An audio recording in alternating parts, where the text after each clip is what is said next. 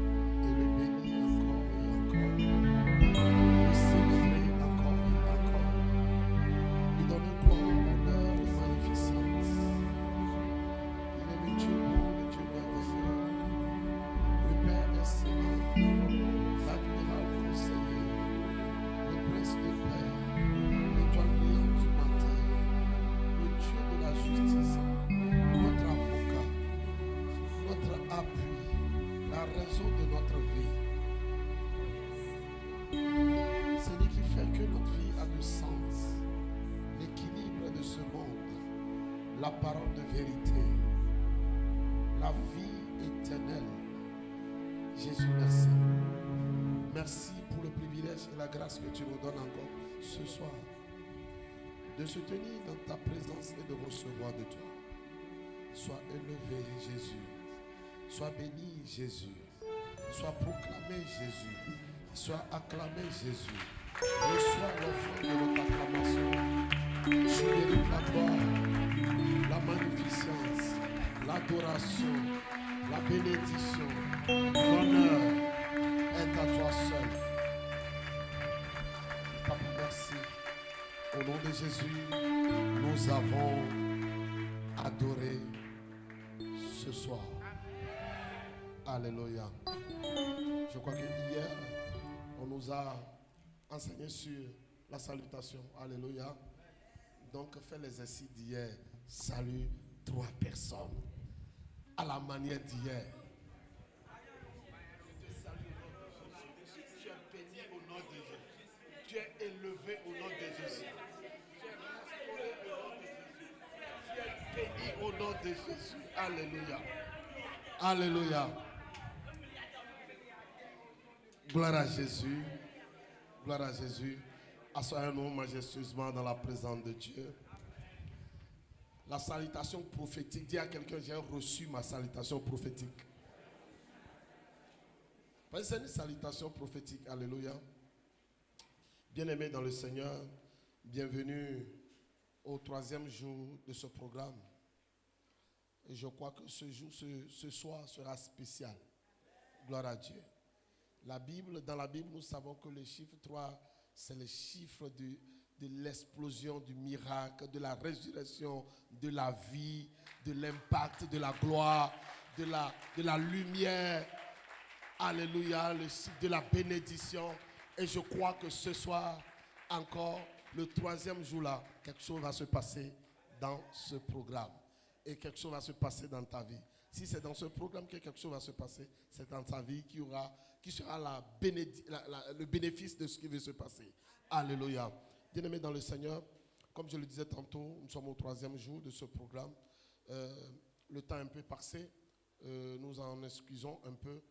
Donc, sans plus tarder, sous vos ovations, nous allons accueillir notre papa, l'apôtre Augustin Tonsi, le patriarche, le père de la mission.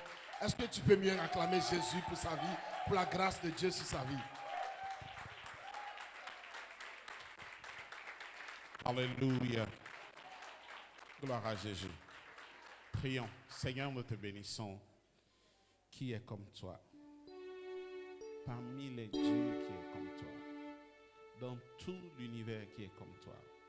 Sur la terre, sur la lune, sur Mars, sur Neptune, sur Pluton.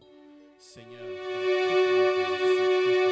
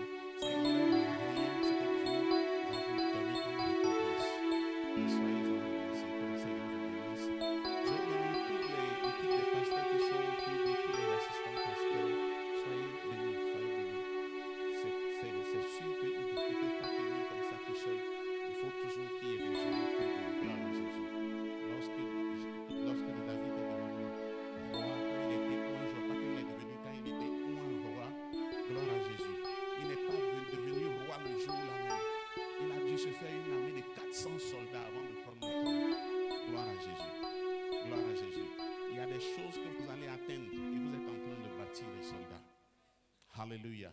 La première qualité d'un soldat, c'est sa loyauté. La deuxième qualité d'un soldat, c'est son sacrifice. Quand il comprend l'objectif pour lequel il est dans l'armée, il est prêt à mourir. Quand un soldat dit « je vais en guerre », il dit « bye bye, bisous à sa femme ».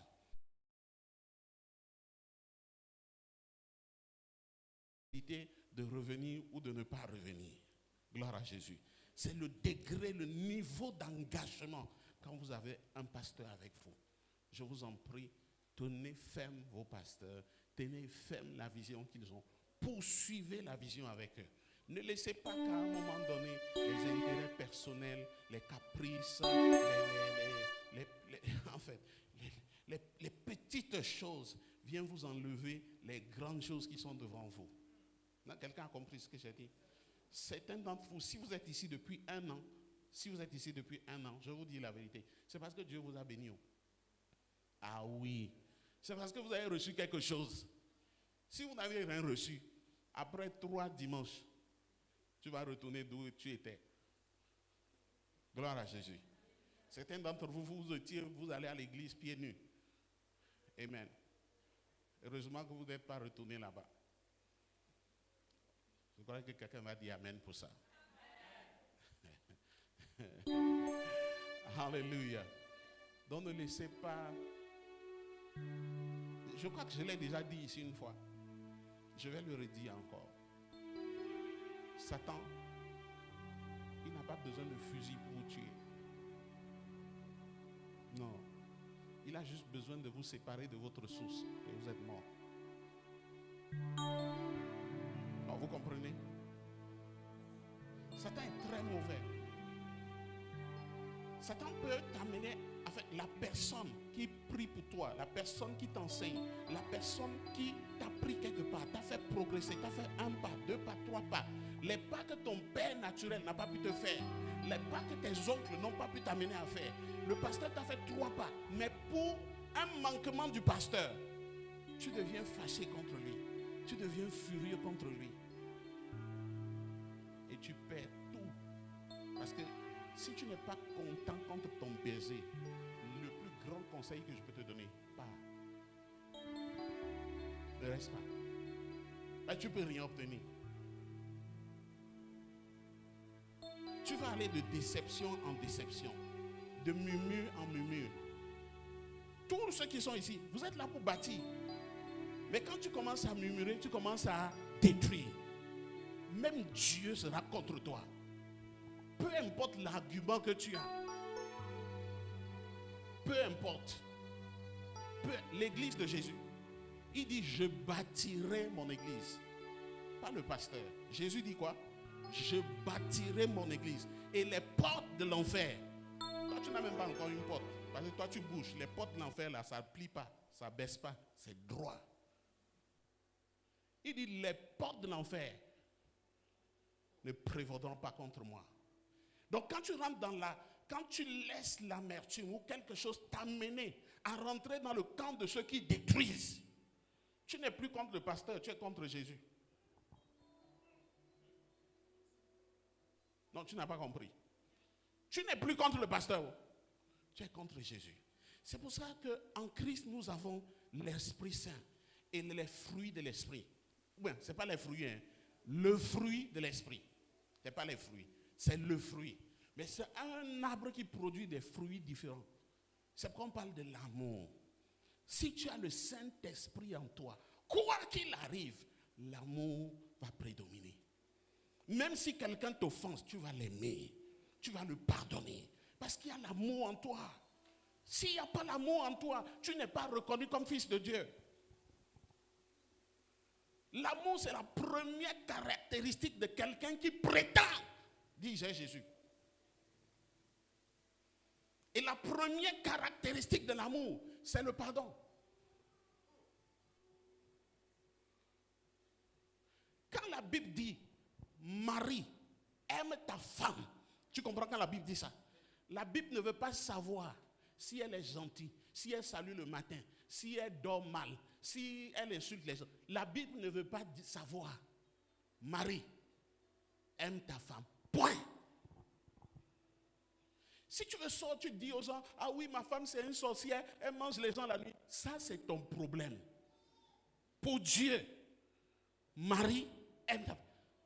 Quand tu es marié, tu es dans une cage.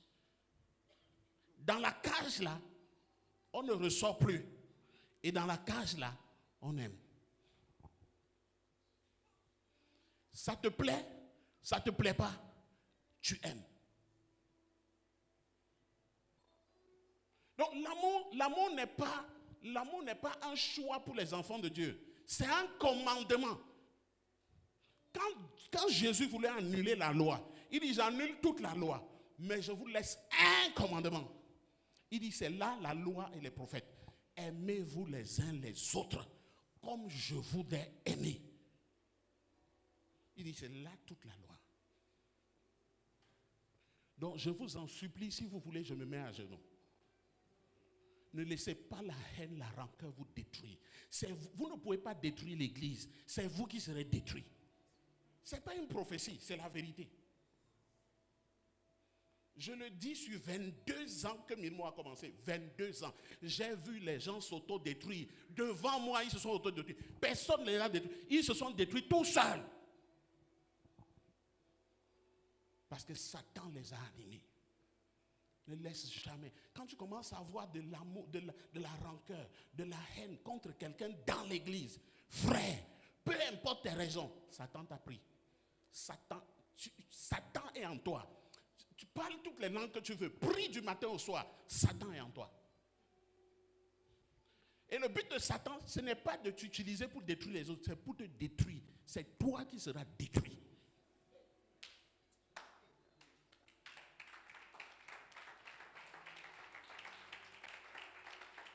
Est-ce que quelqu'un comprend ce que je dis? Ce n'est pas mon message, je ne sais même pas pourquoi je dis ça, je ne sais même pas à qui je dis ça. Je ne sais pas pourquoi j'ai envie de dire ça. Sinon, j'ai un très bon message là-bas. Gloire à Jésus. Est-ce que vous comprenez ça? Vous savez, Dieu, il est trop sage. Il dit, Marie, aime ta femme. Parce que celui qui trouve une femme a trouvé le bonheur. Et il obtient la faveur.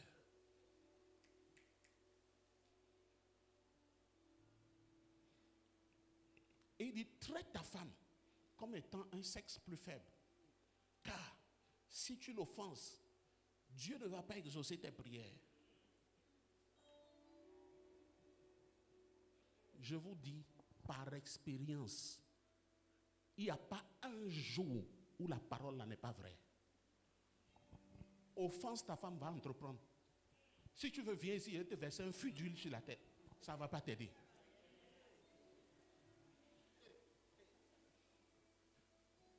Un jour, je devais aller à un programme. Et quelqu'un est venu me chercher. Donc, je suis sorti de la maison, je suis rentré dans la voiture. On est arrivé au Cameroun. J'ai dit au monsieur, attends, ramène-moi encore.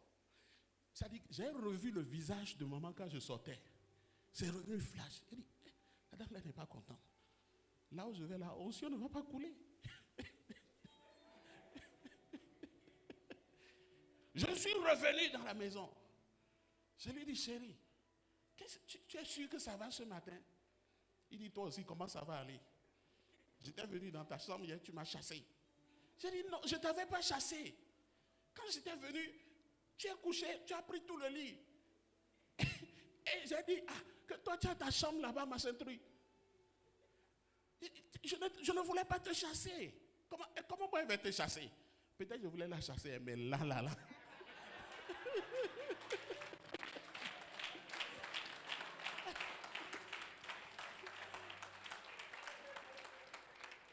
Gloire à Jésus. J'ai dit non, je ne voulais pas te chasser. J'ai dit, tu disais même que tu veux manger le légume chez la famille Ibo qui vend là. Je vais te faire un moment de 10 000 maintenant. Il faut commander ça. Tu comprends, non? Il faut commander ça. Je suis en train de partir. Hein. Dieu va t'accompagner. Dieu va t'utiliser. Ça sera puissant, il y aura l'onction. Laissez le bras de fer. Vous ne pouvez pas sortir. Je vous parle par expérience. Vous ne pouvez pas faire bras de fer avec votre pasteur et réussir. Vous ne pouvez pas faire bras de fer avec votre femme et réussir. Vous ne pouvez pas faire bras de fer avec votre mari et réussir. Ça ne marche jamais. Jamais. C'est l'amour, c'est la négociation.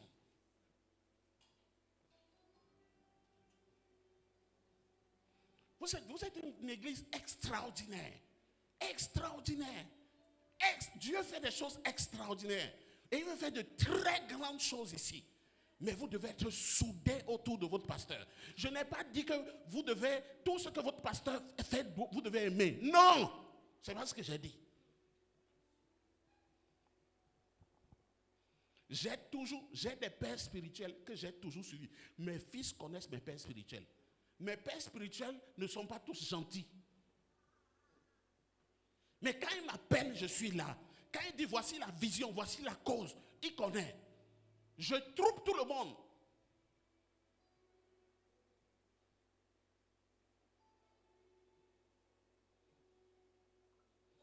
Dernièrement, à Cotonou, mon père spirituel, je vais me dire mon grand-père, il fêtait ses 70 ans, 40 ans d'anniversaire. Mais j'ai décidé de lui acheter une voiture de 40 millions. Si je vais commencer à regarder pour voir qu'est-ce qu'il m'a déjà fait, est-ce qu'il est gentil avec moi. En 3 semaines, j'ai réuni 40, j'ai secoué tout Cotonou, j'ai trouvé 40 millions. C'est sur les réseaux sociaux, vous pouvez aller voir.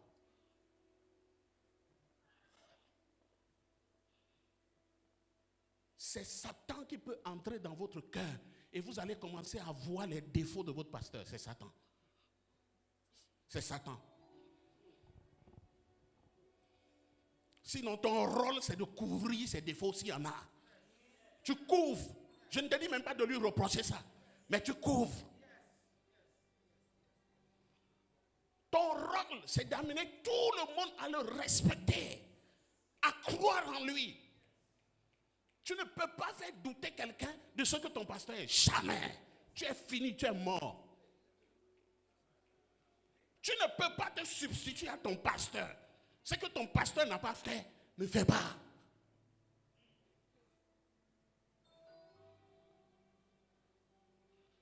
Ne fais pas.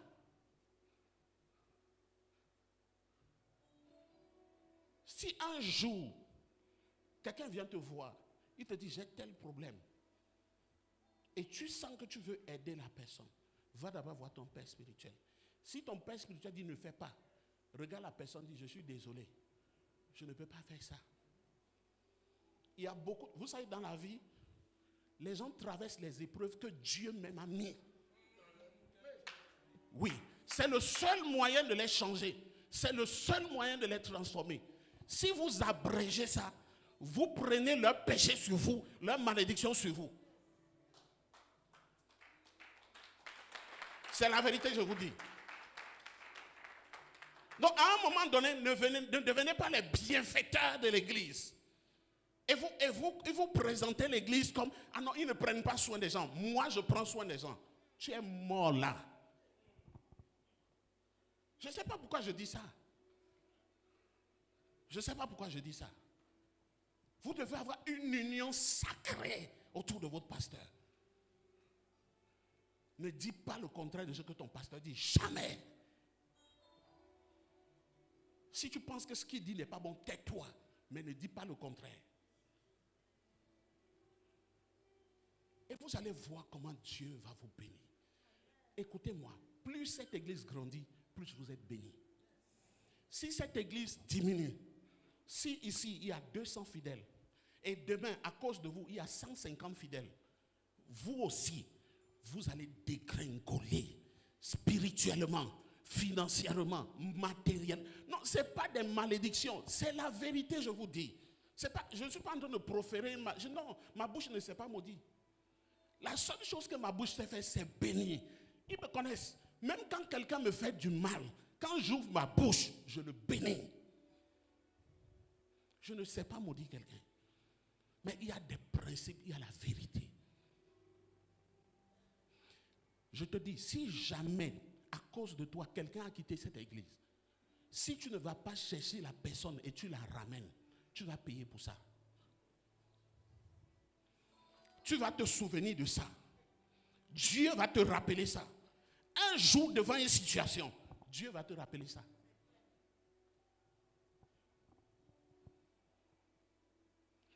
La Bible dit qu'il y a une grande joie dans le ciel quand une personne est convertie au Seigneur. Pas vrai? Maintenant, si la personne qui a converti et les gens ont déjà dansé dans le ciel, les anges ont dansé, les vieillards ont dansé, Dieu lui-même a quitté son trône. Il a tourné. À cause de toi, la personne est sortie.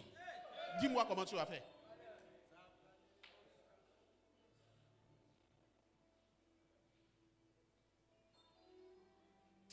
Je ne sais même pas à qui je parle. Mais je sens comme une sainte colère en moi. Vous ne pouvez pas être plus grand que Dieu.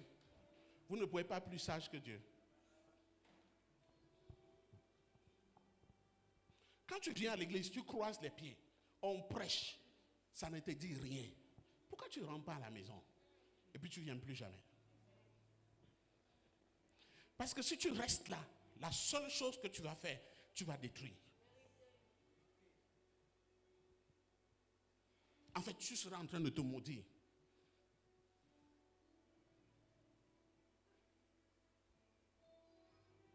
Écoutez, pour l'église, Jésus a donné sa vie. L'église, ce n'est pas le bâtiment. L'église, c'est ton voisin. Dis à ton voisin, c'est toi l'église. Pour toi, Jésus a donné sa vie. Si tu détournes ton voisin de Jésus, tu deviens l'ennemi de Jésus. Ce n'est pas plus compliqué que ça.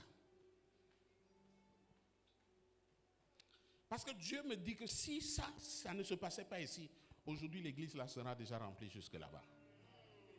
C'est ce que Dieu m'a dit.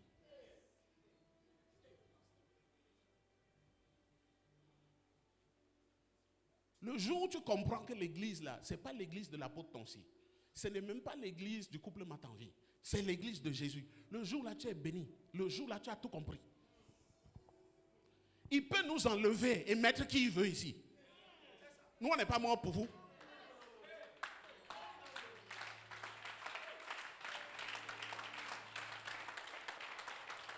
Maintenant, écoutez. S'il nous a mis ici, frère, ce que tu as vu et tu nous critiques là, Dieu a vu ça avant toi.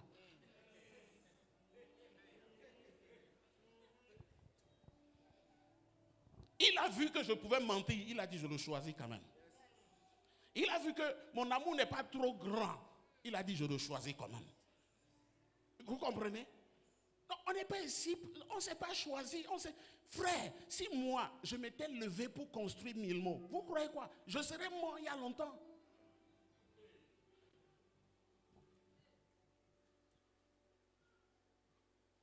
Vous comprenez? Donc il n'y a pas quelque chose que vous pouvez voir en nous là. Et aller pour dire à Dieu, ah, tu ne savais pas, hein? La prophétesse, tu ne l'as pas bien vu avant. Non.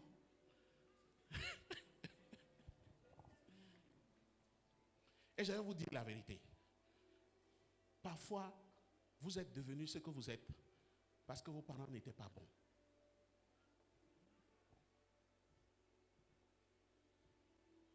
Certains d'entre vous, vos parents étaient durs. Quand tu sois, ils te frappent. C'est pourquoi tu es devenue la femme sérieuse que tu es aujourd'hui.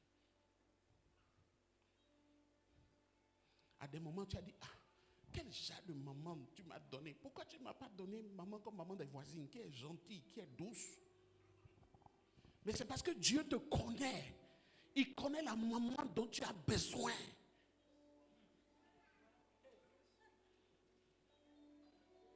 Il connaît. C'est pour ça que quand tu as prié pour demander une femme et que Dieu t'a donné la femme et Dieu a confirmé que c'est la femme, la plus grande bêtise que tu peux faire, c'est d'aller dire à Dieu, mais la femme là que tu m'as donnée là, tu n'as pas vu qu'elle est trop dure, tu n'as pas vu qu'elle est trop peigne, elle ne donne pas aux gens, tu n'as pas vu qu'elle n'est pas gentille. Tu as prié, non? Et puis Dieu t'a dit que c'est elle, non? C'est la femme qu'il te faut. Tu donnes trop. Il a besoin de quelqu'un qui va freiner les dons.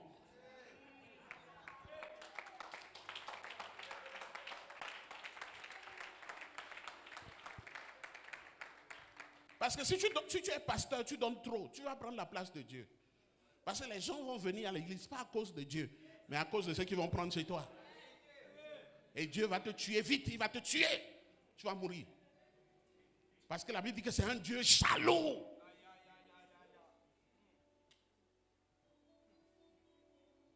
C'est pourquoi, frère, je ne suis pas votre sauveur.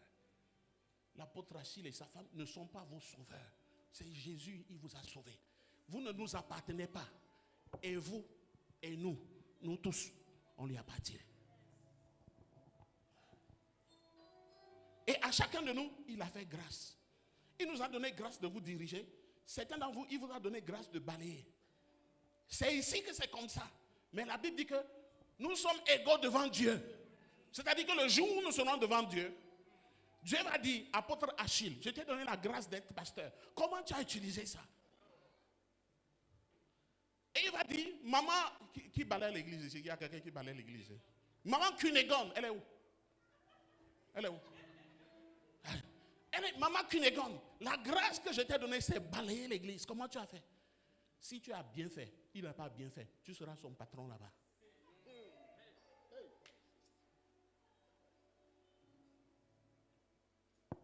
Quelqu'un a compris? Quelqu'un comprend ce que j'ai dit?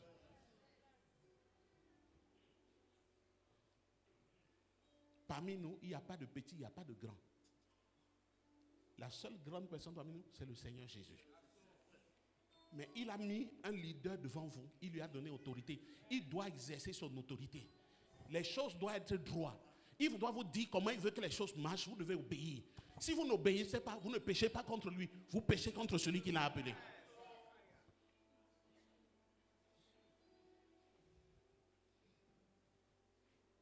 Je peux prêcher encore 1 minute et on finit. Non, laissons ça comme ça.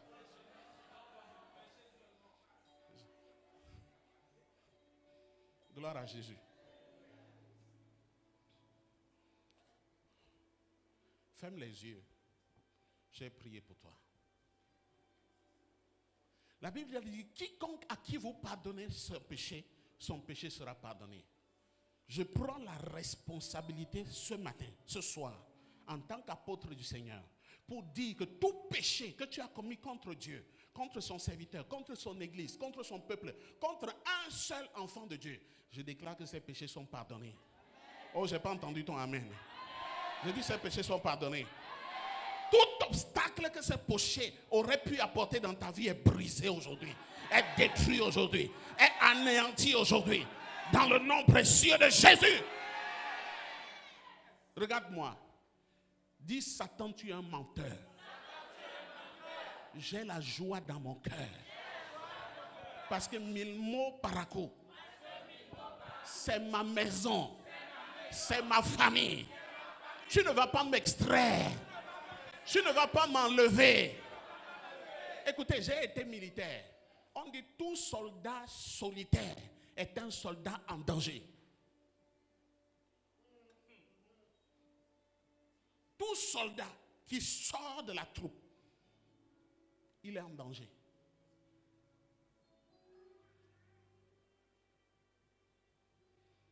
Je t'en prie, reste dans la bergerie.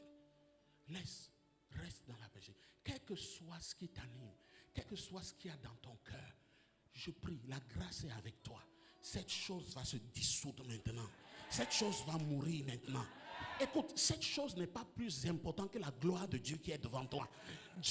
Satan combat cette gloire, cette bénédiction. Tu as fait 1 pas, tu as fait 2 pas, tu as fait 3 pas. Regarde là où tu es.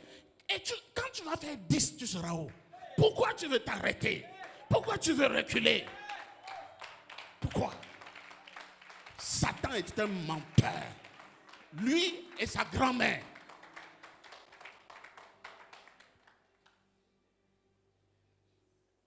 Alléluia. Je vous en prie, allez chercher ceux qui sont partis, ramenez-les. Je ne veux pas appeler les noms, mais il y a des têtes que je ne vois pas. Hier, je ne les ai pas vus. Aujourd'hui, je ne les ai pas vus. Il y a un problème. C'était des gens fidèles.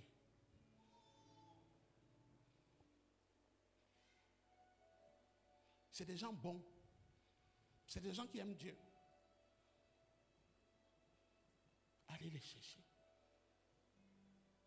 Au plus tard dimanche, ramenez-les. que soit leur péché, quel que soit ce qu'ils ont fait, ramenez-les. Ramenez-les. Gloire à Jésus. Cette église devait déjà être au moins à 500, à 600 fidèles.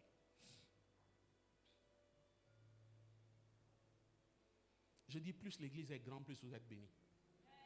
Parce que l'église grandit avec des gens différents. Et les gens différents, c'est des opportunités différentes. Vous comprenez ce que je dis? Quand j'étais encore pasteur à Milmont, parfois une seule personne dans l'église était capable de donner l'emploi à 10 personnes. Une seule, vous vous souvenez? Une seule personne. À l'époque, à Milmont, il y avait la filière MTN.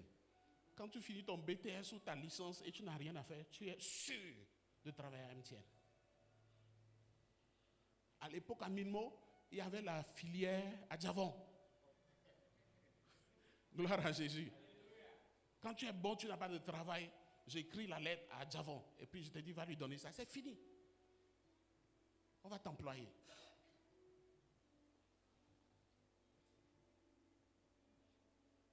Je vous en prie. Et quand vous êtes père de famille, vous avez des enfants, et que le Satan vous utilise comme ça, vous ne savez pas, vous encore c'est quelque chose, mais vous ne savez pas ce que vous faites à vos enfants. Ça c'est même la pire des choses. Ça dépasse. Et Ougan.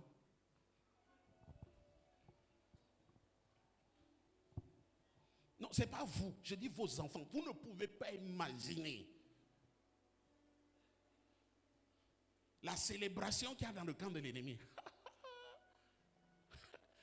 On ne savait pas comment on va toucher la destinée des enfants là, la destinée glorieuse qu'ils avaient. Mais c'est bon, ils n'ont qu'à sortir. Et c'est parce que vous avez le cœur endurci. Sinon le dimanche, votre enfant vous a dit, papa, on ne va pas aller à l'église.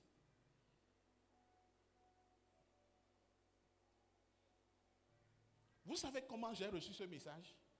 Que je vous dise, quand je suis rentré dans l'église, il y a une dame qui entrait en moto. Elle avait une petite fille d'1 an ou 2 ans. Et la petite a commencé à dire, Amisa, Amisa, Amisa. Je peux voir la maman là? Ah, c'est toi? Où est le bébé là? Tu peux soulever l'enfant là?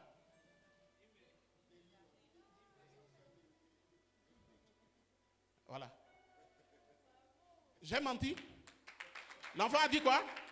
Amisa, Amisa, Amisa, Amisa. J'ai dit, Seigneur, tu veux me dire quoi?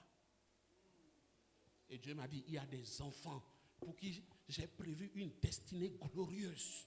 Mais les parents sont en train d'arracher ces enfants de ma gloire. Vous voulez que vos enfants deviennent des prostituées, des drogués, des soulards? Vous êtes en train de faire quoi? Quel égoïsme? Qu'est-ce qui peut tenir votre cœur à ce point?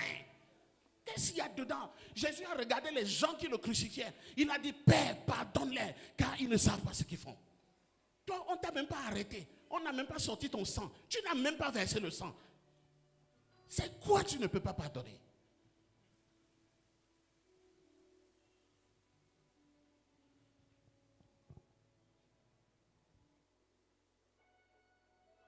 Beaucoup pour qui ce message sort ne sont pas là.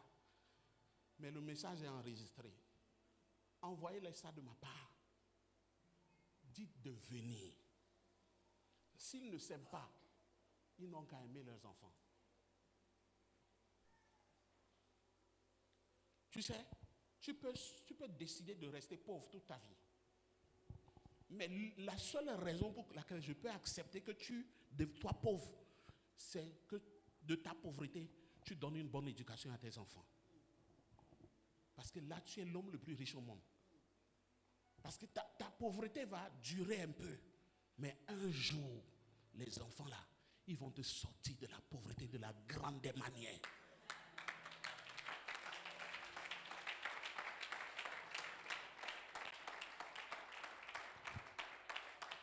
Mais si tu as l'argent et tu te fiches de l'avenir de tes enfants, Tu peux construire des immeubles. Le jour de ta mort, tu vas pleurer.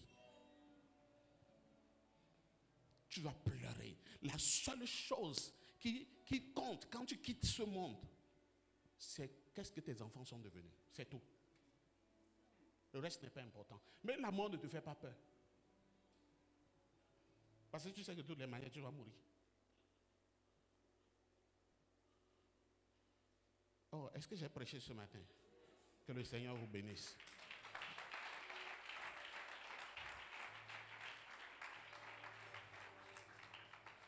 Donc, imaginez-vous si la dame, là, un jour, elle arrête ses enfants de venir à l'église.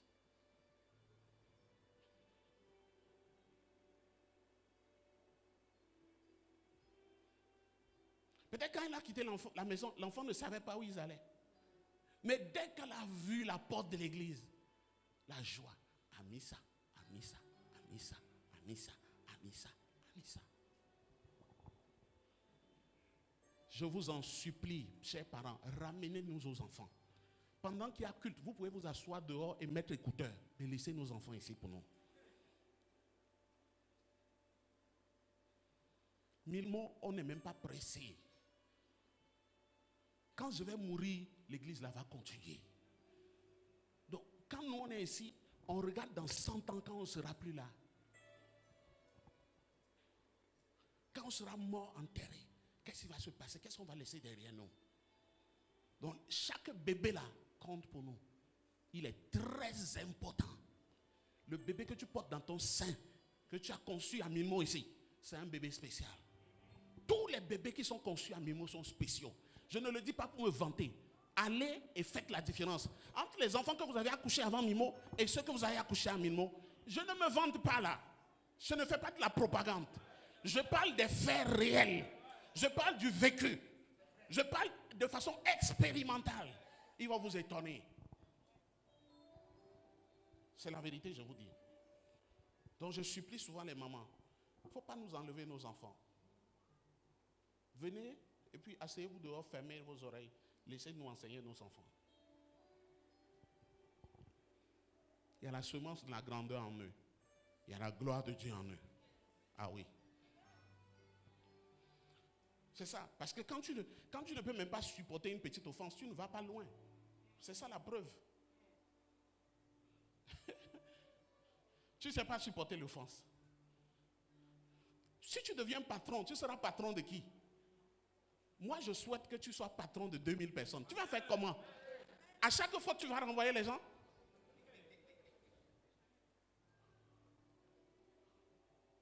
La première qualité d'un manager, c'est la capacité de s'accommoder de toutes sortes de personnes. Jésus avait un voleur patenté, reconnu comme son trésorier. Il ne l'a pas chassé.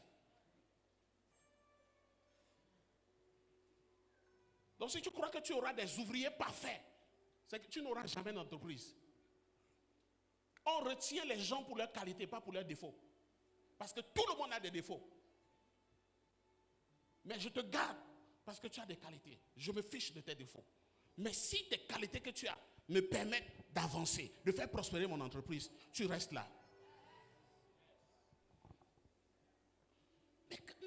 Mais quand une offense contre quelqu'un qui est supérieur à toi, tu ne peux même pas faire ça. Comment tu vas gérer l'offense contre quelqu'un qui t'est inférieur? Mais tu vas le fusiller. Tu vas le fusiller.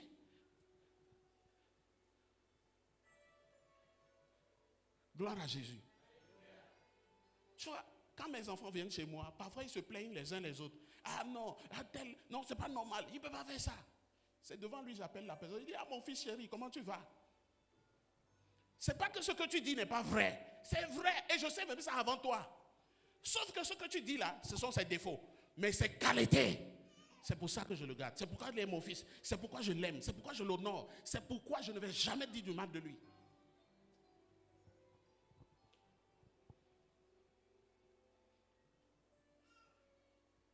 Il y a des gens à qui tu en veux. Mais si tu enlèves ces gens-là, là où ils sont, toi-même, tu ne peux pas faire ce qu'ils font. Ne les détruis pas.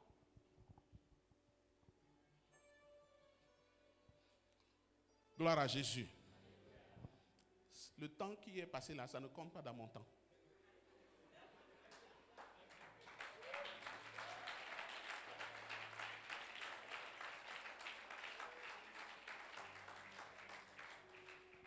Gloire à Jésus.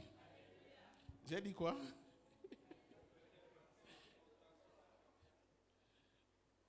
Enlevez ça dans votre temps. Et c'est pour vous que j'ai dit ça. Amen. Je suis naturel, mon naturel. Quand Dieu a créé l'homme,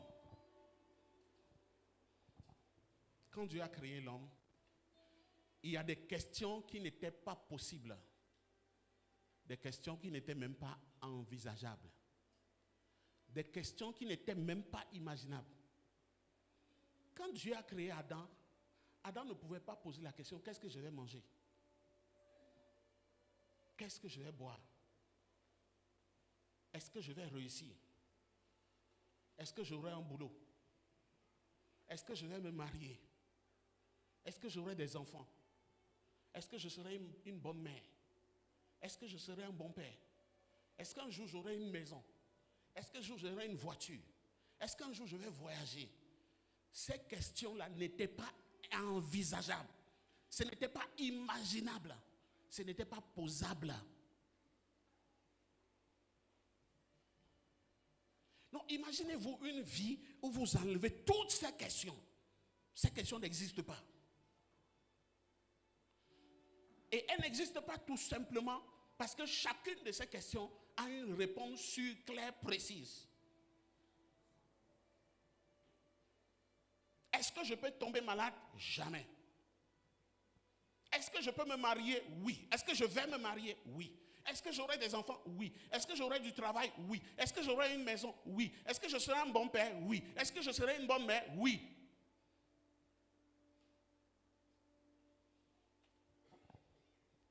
Simplement parce que quand Dieu l'a créé, la Bible dit dans Genèse 1, verset 26, il dit, faisons l'homme à notre image et à notre ressemblance.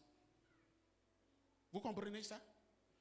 Quand Dieu dit à mon image, créons-le en notre image, en notre ressemblance, ça veut dire que seul ce que nous ne pouvons pas faire, lui aussi il ne pourra pas faire.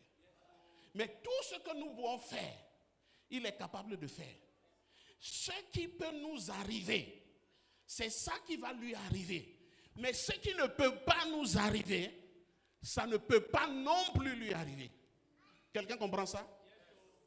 Donc du coup, voilà Adam qui est né avec ça dans ses gènes, dans son naturel. Il est né naturellement comme ça. Tout ce que Dieu peut faire, il peut faire. Ce que Dieu ne peut pas faire, il ne peut pas faire. Tout ce qui peut arriver à Dieu peut lui arriver. Ce qui ne peut pas arriver à Dieu ne peut pas lui arriver. C'est naturel pour lui. Et Dieu, pour qu'il n'y ait pas de polémique, la Bible dit que quand Dieu a fini de le créer, Dieu l'a appelé. Et la Bible dit que Dieu les bénit et dit, soyez féconds. Vous êtes comme moi, n'est-ce pas? Vous êtes à ma ressemblance. Alors, soyez féconds. La fécondité, c'est la capacité de procréer et de faire procréer, de multiplier. Il dit, soyez féconds, multipliez. Celui qui est fécond va multiplier. Celui qui multiplie doit remplir des espaces. Si c'est toi qui as été fécond, c'est toi qui as mis au monde, c'est toi qui as créé, procréé, ça veut dire que tout ce qui a été créé sera assujetti à toi. Et tout ce qui est assujetti à toi, tu le domines. C'est pourquoi normalement, aucun enfant de Dieu doit écrire demande d'emploi. Non, je n'ai pas entendu. Je n'ai pas entendu ton amen. Donc, quelqu'un qui est fécond, il multiplie, il remplit, il assujettit, il domine. Il va travailler pour qui?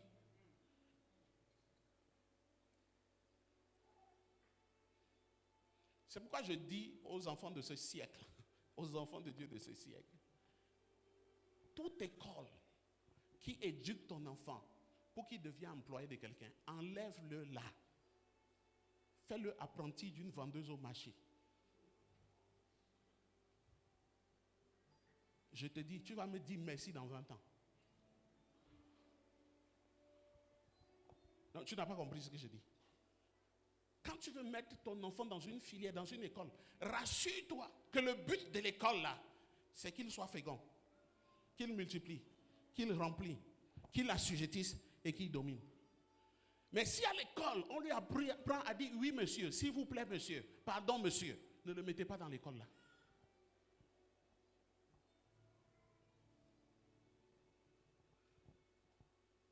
Et je prie que Dieu vous donne l'argent pour mettre vos enfants dans les bonnes écoles. Le truc des bonnes écoles, c'est qu'il y a des bons contacts. Quand vous allez à Cotonou, depuis le gouvernement de Nicéphore Solo, Kérékou, Yahi Boni, Talon, la moitié des gens qui sont en position sont tous passés par le collège au pied. Allez vérifier.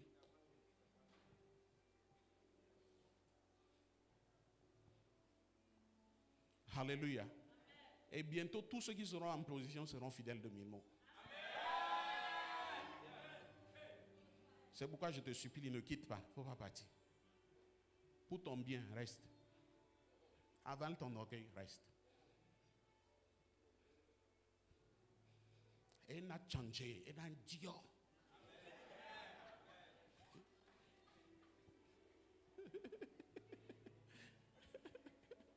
Gloire à Jésus.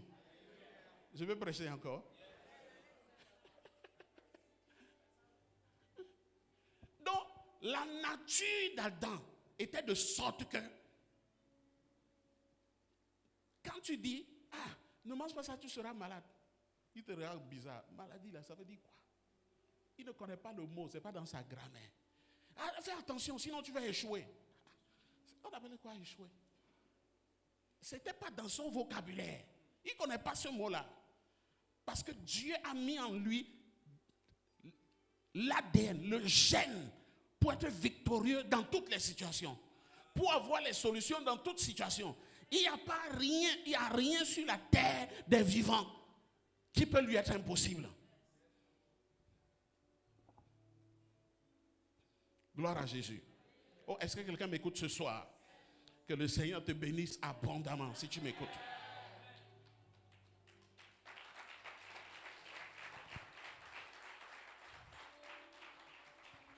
Je lis Genèse chapitre 2, verset 18. Pour que vous compreniez comment Dieu travaille avec vous.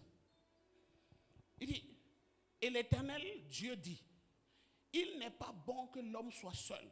Je lui ferai une œuvre qui lui corresponde. Une œuvre semblable. Ça, c'est la version d'Abi. Et l'Éternel Dieu forma de la terre tous les animaux des champs et tous les oiseaux des cieux et les fit venir vers l'homme pour voir comment il les nommerait. Et tout nom que l'homme donnait à un être vivant fut son nom. Et l'homme donna le nom à tous les bétails et aux oiseaux des cieux et à toutes les bêtes des champs. Mais pour Adam, il ne trouva pas d'aide qui lui correspondit. Je veux qu'on comprenne. Donc Dieu a fini de créer l'homme, mais il a fabriqué l'homme seulement, il n'a pas fabriqué la femme. Gloire à Jésus. Mais au verset 18, Dieu anticipe et il dit, il n'est pas bon que l'homme soit seul. Mais il ne dit pas ça à l'homme. Dieu parle à lui-même. Il dit, il n'est pas bon que l'homme soit seul. Et dans le verset 19, il donne le travail à l'homme. Et dans le verset 20, l'homme commence à faire le travail pour lequel Dieu, le travail que Dieu lui a donné. Et bizarrement, à un moment donné, il se rend compte, il dit, mais il ne trouva pas d'aide qui lui corresponde. Dieu avait déjà dit à lui-même, il n'est pas bon que l'homme soit seul. Écoutez-moi, Dieu sait, il n'est pas bon pour toi que tu n'aies pas de maison. Il n'est pas bon pour toi que tu ne te maries pas. Il n'est pas bon pour toi que tes enfants n'aillent pas à l'école. Dieu sait. Tu ne le surprends pas. Mais dès que Adam réalise cela, le verset 21, Il n'y a pas de transition. Donc, dès que Adam réalise, au verset 21, la Bible dit que Dieu lui dit, viens, viens, viens. Dieu ne lui dit pas, ah, j'ai entendu ce que tu disais. Non, non. Dieu lui dit, couche-toi ici, dors. Le temps de dormir et de revenir, il trouve la femme. Que quelqu'un dise la prière. Donc, Adam ne priait pas en disant, Seigneur, donne-moi une femme au nom de Jésus. Adam pensait seulement à ce qu'il veut. Et Dieu exauçait. Ça sera ta portion à partir de maintenant. Oh, je n'ai pas entendu ton amen. J'ai dit, je n'ai pas entendu ton amen. C'est ça qu'on appelle la prière. Tu penses, Dieu fait. C'est pourquoi quand Jésus est venu, il a dit la même chose, il a confirmé la même chose. Il dit, ne vous inquiétez pas de ce que vous allez manger, de ce que vous allez boire, de ce que vous allez vous vêtir. Il dit, ce sont les païens qui cherchent ces choses. Mais votre Père sait. Il dit, les païens cherchent ces choses-là. Votre Père sait que vous en avez besoin. Donc les païens prient pour ces choses. Mais votre Père, lui, sait que vous avez besoin. Donc, dès que le moment d'avoir ça va arriver, votre Père va vous donner ça. Donc, tu dois élever ta dimension. Ta dimension, c'est que tu n'es pas un mendiant. Ta prière n'est pas une prière de mendicité. Tout ce dont tu as besoin, ton Père sait. Et au moment où tu en auras besoin, il va te le donner. Si tu peux mettre ta foi à cette dimension, ça va toujours marcher pour toi. Le temps de te poser une question, il y aura toujours la solution. Parce que tu sais que Dieu t'aime. Il sait de quoi tu es fait. Et il sait de quoi tu as besoin. Et il est là pour pouvoir. Dieu ne croise pas des pieds dans les cieux et il est content de te voir malade. Jamais. Il t'aime trop pour ça. Il ne peut pas, après avoir donné son fils pour toi, accepter que tu sois malade. Accepter que tu ne payes pas ton loyer. Accepter que tes enfants ne mangent pas. Il n'est pas méchant. Il est bon. Mais il faut que tu élèves le niveau. Tu n'es pas un mendiant. Il n'est pas un méchant. Il est un Dieu d'amour. Il t'aime. Il veut te bénir. Gloire à Jésus. Tu ne payes pas quelque chose. Tu ne peux rien faire pour amener Dieu à t'exaucer, à te faire ce qui est bon. Il t'aime trop pour te faire ce qui est bon sans que tu ne le lui demandes. Oh, est-ce que quelqu'un comprend ce que je dis? Parce que nous allons dans la prière comme si, oh, ce Dieu méchant, Dieu là, je vais lui expliquer que j'ai besoin d'une voiture. Si une voiture est ce qui est bon pour toi, Dieu est prêt à te donner ça. C'est son désir, c'est sa volonté. Il ne veut pas te refuser ça. Le problème, c'est que l'église est devenue une bande de mendiants. Nos jeûnes et nos prières sont des séances de mendicité. On doute même de la personne qu'on appelle. On prie et on fait comme s'il est incapable de nous donner.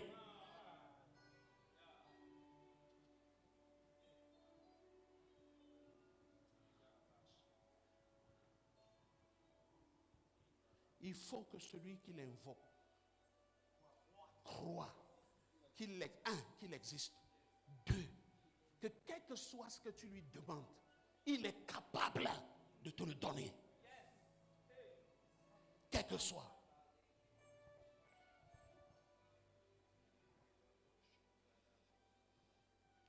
Alléluia. Quelqu'un comprend ce que je dis? Alors, Adam marchait sur les eaux, n'est-ce pas? Tout le monde ici, c'est ça. Tout ce que Jésus a fait, Jésus voulait nous montrer ce que Adam faisait. Ok? Adam marchait sur les eaux. On est d'accord? La Bible dit qu'il y avait 4 fleuves dans le jardin. Et Adam devait gérer tout le jardin. Il n'y avait pas de bateau. Comment il va faire? Donc Jésus est venu nous montrer que Adam marchait sur les eaux. Ok? Si un homme marche sur les eaux aujourd'hui, on va dire quoi? C'est naturel ou surnaturel? Oh, répondez-moi fort. On va dire quoi? Mais pour Adam, c'était quoi? Naturel. Voilà, c'est pour ça le thème de ce message, de ce truc. Le surnaturel, mon naturel.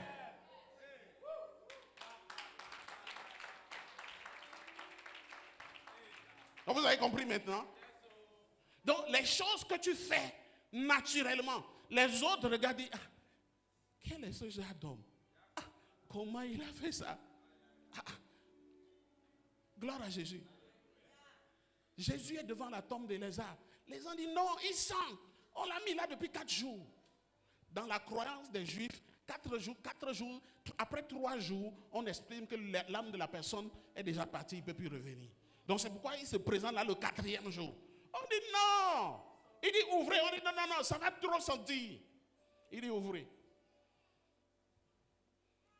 Gloire à Jésus. Il dit je suis, Jean 11, 25. Il dit je suis la résurrection et la vie. Non. Parce que si tu dis qu'il est la vie, on ne sait jamais, il peut mourir. Hein? Mais quand il dit je suis la résurrection et la vie, ça dit que si, voici la vie, si dans la seconde qui suit, la mort attaque la vie, dans la tiers qui suit, la résurrection revient au quartier et il ramène la vie à la mort. Si vous pouvez savoir que chaque minute, les sorciers sont en train de vous tuer. Mais le temps de mourir, Dieu vous a redonné la vie. Est-ce que vous savez qu'à chaque respiration, vous ressuscitez? Parce que tous ceux qui veulent vous tuer sont tellement nombreux qu'à la seconde là, ils ont dit, il est mort. Mais le temps que tu réalises que tu es mort, la résurrection est venue. Il est la résurrection et la vie. C'est pourquoi tu ne peux pas mourir. Quelqu'un comprend ce que je dis?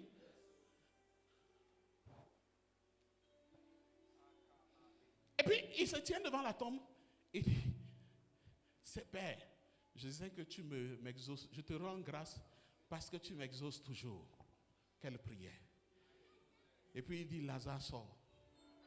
Comme s'il lui avait dit, va me prendre les allumettes dans la chambre.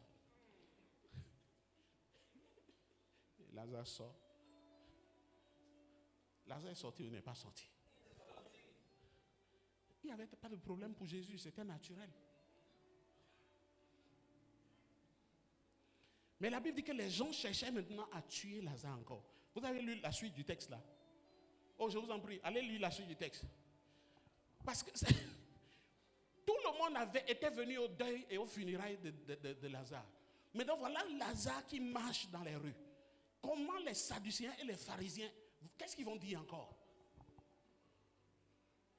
Comment ils vont dire que le type là n'est pas Dieu? Il a ressuscité un mort après 4 jours. Et le mort marche dans la ville, tout le monde le voit. La Bible dit qu'on planifiait pour le tuer encore.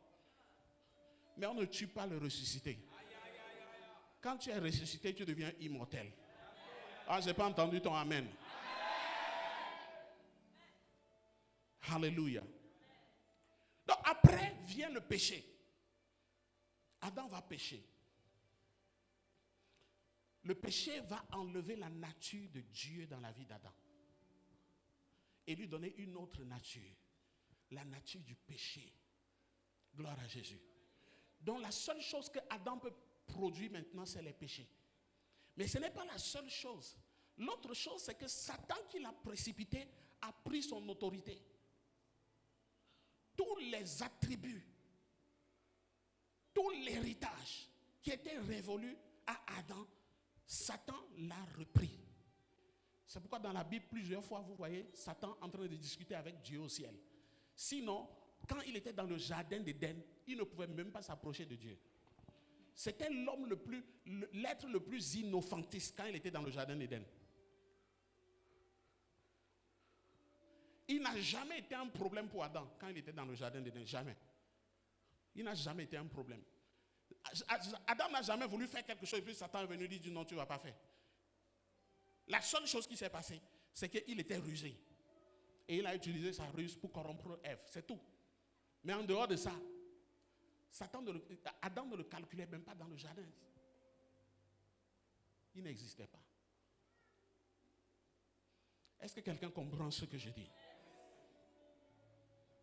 Donc, qu'est-ce qui a volé la nature de Dieu à l'homme? C'est le péché. Le péché a volé la nature de Dieu, enlevé la nature de Dieu. Et à partir de ce moment, Adam ne pouvait plus marcher sur l'eau. Donc Adam est devenu naturel. Et marcher sur l'eau est devenu surnaturel pour Adam. Avant, c'est Adam qui a donné nom au lion. Lion, tu vas t'appeler lion. Et je domine sur toi. Couche-toi là. Le lion se couche. Mais après le péché, Adam a commencé à avoir peur du lion. Quand il voit le lion, il fuit.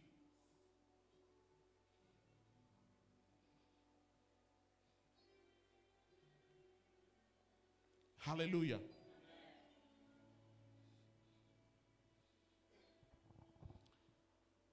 Combien de personnes sont bénies ce soir?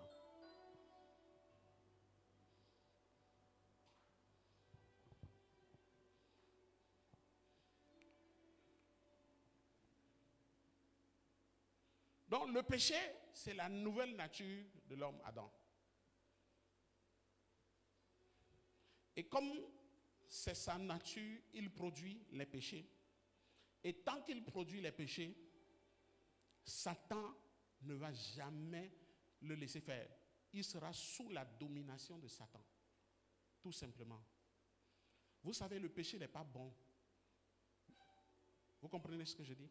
Chaque fois qu'il pêche, Satan note dans son carnet. Et Satan va dans les cieux. Quand il veut faire quelque chose, Satan va dans les cieux. Il dit, regarde celui qui veut faire quelque chose là. Regarde celui qui te demande, regarde ce qu'il a fait. Il te culpabilise. C'est pourquoi la Bible appelle l'accusateur des frères. C'est pourquoi le ministère là, personne ne doit prendre ça dans l'église. Il y a des gens dans l'église, ils sont toujours accusés d'accuser les gens.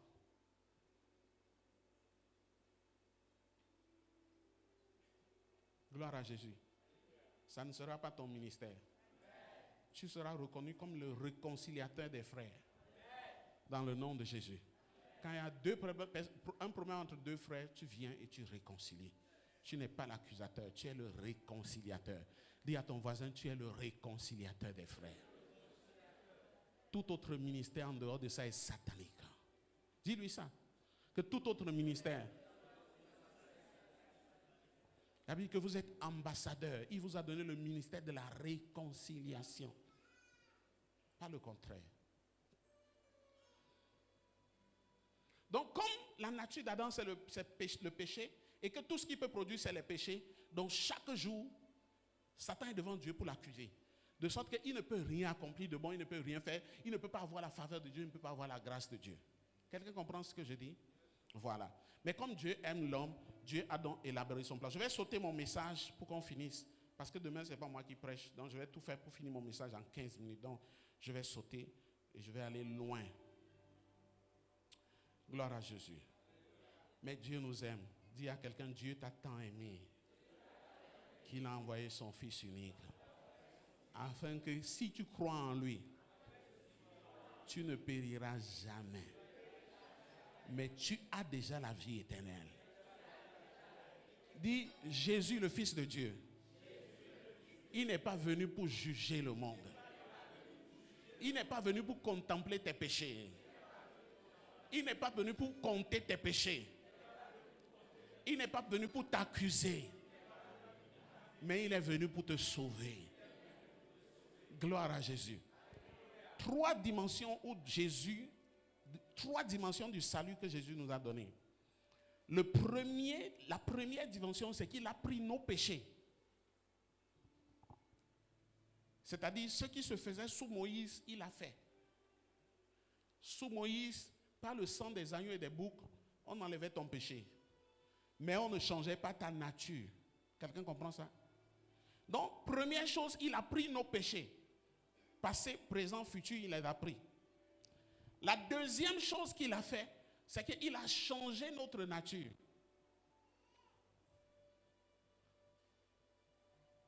Parce que dans cette nature satanique-là, le surnaturel n'avait plus accès à nous. On regardait le surnaturel comme le surnaturel.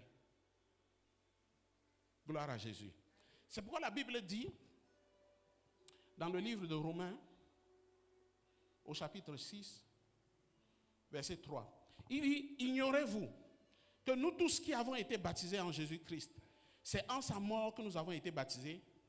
Regardez verset 4. Il dit, nous avons donc, verset 4, viens sur l'écran. Il dit, nous avons donc été ensevelis avec lui par le baptême en sa mort, afin que comme Christ est ressuscité des morts par la gloire du Père, de même nous aussi nous marchions en nouveauté de vie. Nous avons été ensevelis. Il dit, en effet, Si nous sommes devenus une même plante avec lui par la conformité à sa mort, nous le serons aussi par la conformité à sa résurrection. Continue. Sachant que le vieil homme a été crucifié avec lui, afin que le corps du péché fût détruit, pour que nous soyons plus esclaves du péché. Je vous explique. En fait, on nous a toujours dit que Jésus est mort pour nous. Et c'est vrai. Dis à ton voisin, c'est vrai. Mais dis-lui, mais il n'y a plus que ça. En réalité, Jésus est mort avec nous. Qui comprend ça? Il dit, si nous avons donc été ensevelis avec lui par le baptême en sa mort. Donc, le jour où tu as reçu Jésus, reconnu comme Jésus comme Seigneur et Sauveur, le jour-là, tu es mort avec lui. C'est pourquoi il dit au verset 6, le vieil homme a été crucifié. Donc, il n'est pas seulement mort pour nous. Quand il était à la croix là, nous étions à la croix là avec lui. Quand tu crois, c'est qu'à la croix, tu étais avec lui. Et la Bible dit que de même qu'il est mort à la croix, aussi vrai qu'il a été ressuscité, tu as aussi été ressuscité avec lui. Donc Jésus n'est pas seulement mort pour nous, il est mort avec nous et il est ressuscité avec nous. Donc le vieil homme qui portait la nature adamique, ce vieil homme-là a été crucifié. Et l'homme qui vit en toi, c'est un nouvel homme. Donne-moi un peu d'eau. C'est un homme nouveau. J'ai l'habitude de dire aux gens, tu vois, ton prénom c'est quoi? Quoi? Modeste. Quand ta maman t'appelle Modeste,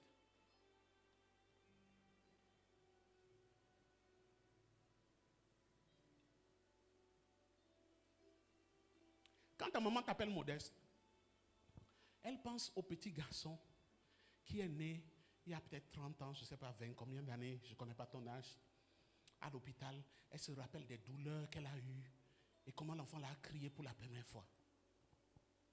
Et toi aussi tu réponds, dis Modeste, tu dis oui maman. Mais dans la vérité, ce n'est pas toi. Le Modeste que ta maman a accouché là, le jour où tu as cru en Jésus, le Modeste là est mort. Vous comprenez ça? Et donc celui qui est là, c'est pas le Modeste là. Mais comme tu veux pas la scandaliser. Tu vois non? Tu veux pas la scandaliser. Si tu lui dis ça, elle dit quoi? Toi, je te connais, tu es mon enfant. Je t'avais accouché, il va te donner même l'heure d'accouchement. Mais la Bible dit que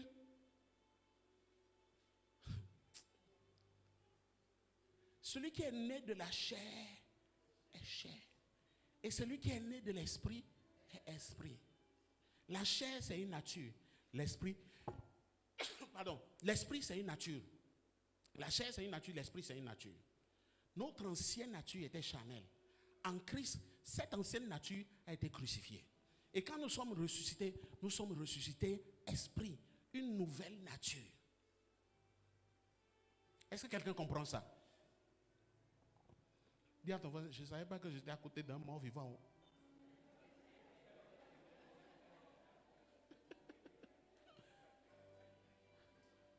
Est-ce que quelqu'un comprend ça?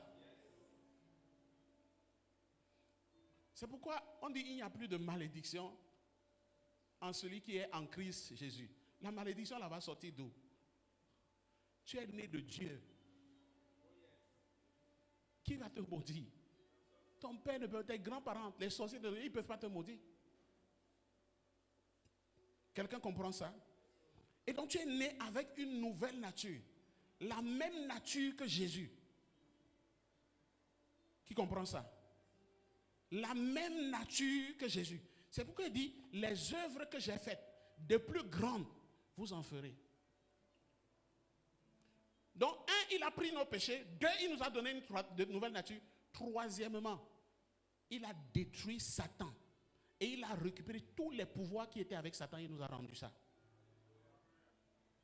Colossiens chapitre 2, verset 13 dit, vous qui étiez morts par vos offenses et par l'incirconcision de votre chair, il vous a rendu la vie avec lui en nous faisant grâce pour toutes nos offenses. Il a effacé l'acte dont les ordonnances nous condamnaient et qui subsistait contre nous.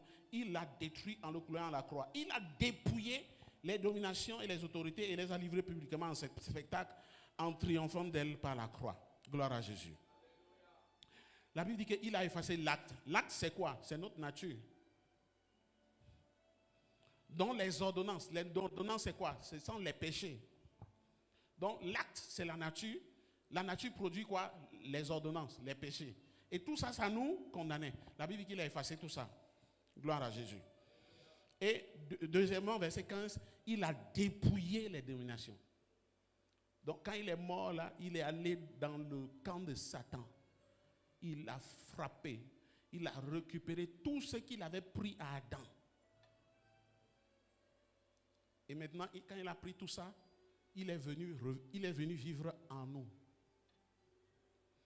Gloire à Jésus. Donc la vie qui est en toi, c'est une vie nouvelle. Ce n'est pas la vie d'un homme qui est en toi. Ton ancien homme a été crucifié. C'est la seule chose que je vais te dire ce soir.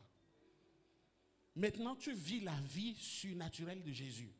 Et cette vie surnaturelle, c'est ça qui est ton naturel. Gloire à Jésus. La vie de Jésus qui est en toi, c'est ça ton surnaturel. Donc ton surnaturel est naturel. Non, qui comprend ça? Ton surnaturel est naturel. Et je disais hier qu'il y a des gens qui vont sur les montagnes pour prier, pour chercher la puissance. Leur surnaturel est surnaturel. C'est-à-dire que le surnaturel là n'émane pas d'eux. Ce n'est pas dans leur gène. Vous comprenez? C'est quelque chose qu'ils vont prendre auprès de Dieu pour quelques jours et puis ça repart. Mais toi, tu as les gènes du surnaturel. Tu as été conçu pour être surnaturel. Tu as été conçu pour marcher dans le surnaturel. C'est pourquoi la Bible nous dit, donc dans 2 Pierre chapitre 1 verset 4, il dit, nous sommes participants de la nature divine. Gloire à Jésus. Il dit, nous sommes participants de la nature divine. Donc nous avons la même nature que Dieu. Donc de la même manière que Adam ne pouvait pas se poser des questions, toi aussi tu ne peux pas te poser des questions. Donc il y a des questions que tu dois commencer à éliminer de ta vie. Pas parce que je t'ai dit, mais parce que tu crois que tu es surnaturel. La source du surnaturel est en toi. C'est pourquoi la Bible dit, voici les signes qui suivront ceux qui auront cru. Donc le jour où tu as cru, tu as changé de nature. Tu as maintenant une nouvelle nature. La nature du surnaturel. Donc par ta main, les malades vont guérir. Gloire à Jésus. Oh, est-ce que je parle à des gens qui vont faire des miracles dans cette salle? Reçois dans le nom de Jésus.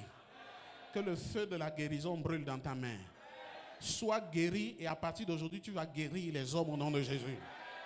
S'il y a quelqu'un ici qui est venu avec un mal, je ne te dis pas de te lever, je ne te dis même pas de bouger. Rentre à la maison et constate que ton mal a disparu. Dans le nom de Jésus. Ton témoignage sera grand. Il y a des gens qui ont des maladies depuis 10 ans, depuis 15 ans, depuis 20 ans. Pendant que je parle, les maladies là sont parties. Dans le nom précieux de Jésus. Je déclare aujourd'hui, non seulement tu reçois le miracle, mais tu es un faiseur de miracles. Dans le nom précieux de Jésus. La Bible dit que Dorcas est morte. Et les gens disent, mais comment? Dorcas ne peut pas mourir. Allez appeler Pierre. Et Pierre est arrivé. On dit, ah, Pierre, Dorcas est mort. Il est entré dans la chambre. Il a dit, Dorcas, lève-toi. Dorcas s'est levé.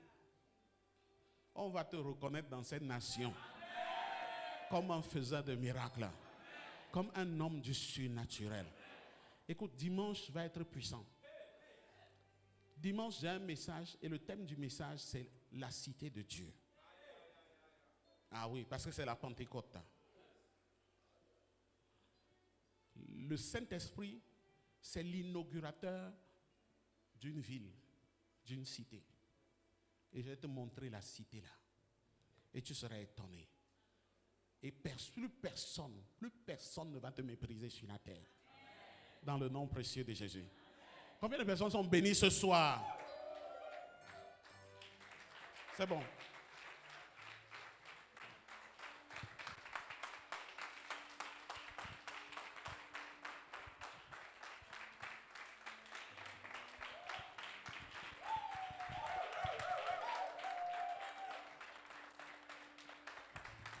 Gloire à Jésus. Célébrons le Seigneur pour la grâce de Dieu sur la vie de notre Père. Élevons la voix, bénissons-le. Disons-lui, Seigneur, merci pour la grâce qu'il porte. Nous avons été vraiment visités, nous avons été sérieusement visités ce soir à travers la grâce qu'il porte.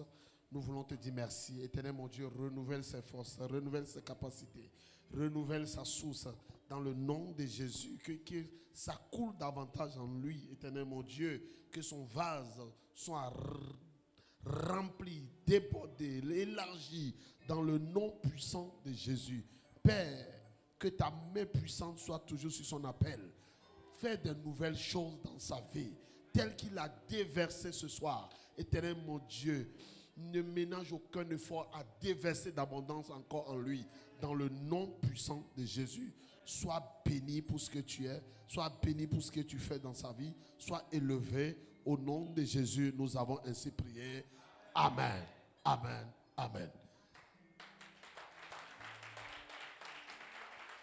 Avant d'aller aux offrandes, est-ce que nous-mêmes, on ne va pas faire une prière d'action de grâce pour le message que nous avons reçu? Tu vas élever la voix, tu vas dire, Seigneur, merci pour le message de ce soir. J'ai été tellement béni, touché, restauré, béni, impacté par le message de ton serviteur. Je vais te dire infiniment merci. Je vais te bénir pour ce que tu es en train de faire pour moi courant ce programme. Je suis convaincu dans mon cœur et rassuré dans mon appel que en cette saison, quelque chose va être révolutionné dans ma vie, quelque chose va être changé dans ma vie, quelque chose va être impacté, quelque chose va être impacté qui viendra du ciel, qui va être impacté ma vie. Et je veux te dire infiniment merci. Mon Dieu, mon roi, je suis reconnaissant pour ta grâce qui se manifeste dans ce lieu. Mon Dieu, mon roi, merci pour toi qui m'as guidé mes pas à venir dans ce programme pour être touché par ta parole, pour être changé par ta parole, pour être impacté par ta parole, pour être béni par ta parole, pour être élevé par ta parole. La Bible dit que toute chose a été faite par ta parole. Rien de ces choses n'a été fait sans ta parole. Rien n'a été fait sans ta parole. Toute chose a été faite par ta parole. Toute chose a été faite par ta parole. Ce que tu veux faire dans ma vie en cette saison, c'est par ta parole. Et la parole de ce soir, c'est pour ma restauration, c'est pour ma bénédiction, c'est pour ma gloire, c'est pour mon élévation, c'est pour l'impact de ma vie. Et je vais te dire merci. Jésus soit élevé, Jésus soit béni, Jésus soit samoudié, Jésus soit élevé. Au nom de Jésus, nous avons ainsi prié. Tu vas prendre une offrande. Prenez une offrande. Aidez-moi pour une offrande, s'il vous plaît. Donne-moi une enveloppe. Gloire à Dieu. Prends une offrande pour le Seigneur. Élève-toi avec ton offrande. Nous allons prier. Si tu as pris ton offrande, lève-toi avec ton offrande.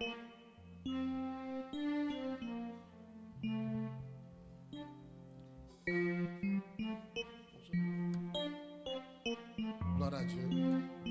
Tu as pris ton offrande. Si tu prends ton offrande, lève-toi avec ton offrande. Et lève ton offrande au-dessus de ta tête. Père, nous voulons te dire merci. Nous voulons te bénir, te glorifier pour ce moment que nous avons passé dans ta présence. Voici nos offrandes sont élevées vers toi. Éternel mon Dieu, sanctifie-les. Bénis ces offrandes pour la gloire de ton Saint-Nom. Honore-nous à travers cette offrande. Fais quelque chose de nouveau dans notre vie à travers cette offrande. Qu'il y ait une connexion que nous mettons avec toi dans le nom de Jésus. Père, merci parce que tu me donnes la grâce de prendre cette offrande pour rentrer dans la connexion de les nouvelles choses avec toi. Sois béni. Au nom de Jésus, nous avons ainsi prié et nous déclarons cette soirée bénie, nous déclarons le retour béni, nous déclarons cette nuit paisible de chacun de nous dans le nom de Jésus. Selon le protocole, les sentinelles peuvent venir déposer nos offrandes.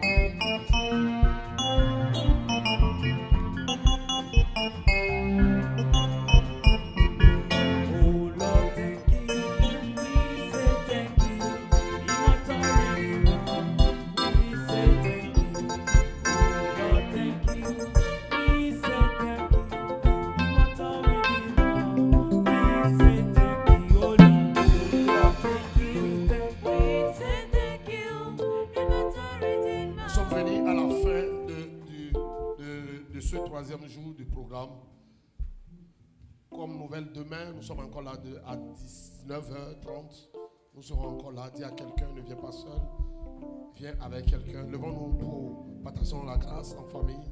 Oui, le bonheur et la grâce conquérante nous accompagnent tous les jours de nos vies. Et nous habitons dans la présence de l'Éternel jusqu'à la fin de nos jours. Amen. Impuissant. Je suis la lumière du monde. Avec assurance. Je suis la lumière du monde. Et que cette lumière vous accompagne au nom de Jésus. Amen. Bonne nuit à tous. Rendez-vous demain soir à 19h30. Soyez bénis.